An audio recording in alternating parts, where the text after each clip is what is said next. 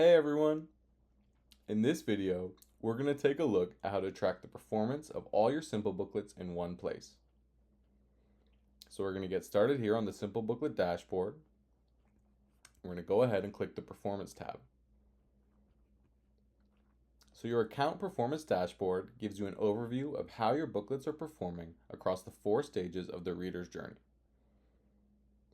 So we have awareness, which shows you the amount of total opens, as well as unique visitors that have visited your booklet.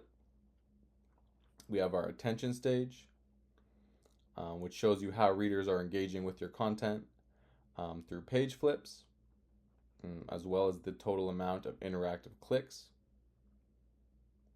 And then we have our action card here, which tracks the call to action clicks that your booklet generates, as well as our satisfaction card here, which measures return visits and the savings you generated by sharing digitally. It's pretty cool.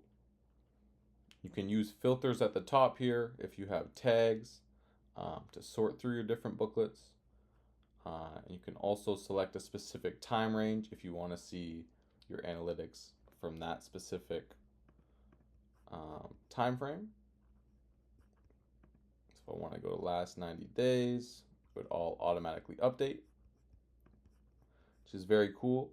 And then below that, we have our top 10 booklets, which makes it easy to see which of your booklets are generating the strongest results for that selected time period. As you can see, it just gives you the amount of opens, flips, clicks, as well as return visitors on your booklets. It organizes them like that. But yeah, this just gives you a quick way to understand how your audience is finding, engaging with, and taking action on your content. And that's it for this video. Make sure to check out our other tutorials for more ways to get the most out of Simplebooklet.